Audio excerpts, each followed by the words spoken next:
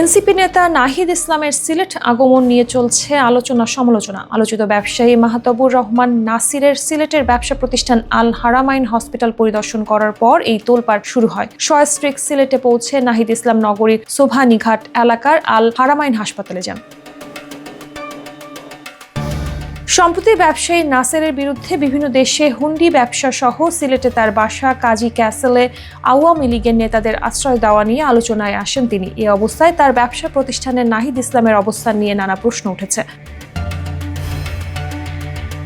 তবে হাসপাতাল কর্তৃপক্ষ জানান, পায়ে আঘাত পেয়ে হাসপাতালে এসেছিলেন নাহিদ। অর্থোপেডিক্স ডাক্তার দেখিয়ে তিনি হাসপাতাল ত্যাগ করেন।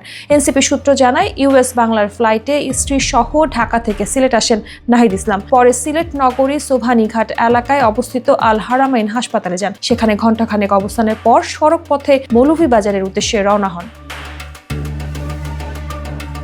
মাহতাবুর রহমান নাসিরের বিরুদ্ধে বিগত আওয়ামী লীগ সরকার ক্ষমতায় থাকাকালে বিদেশে কোটি কোটি টাকা পাচারের অভিযোগ ওঠে।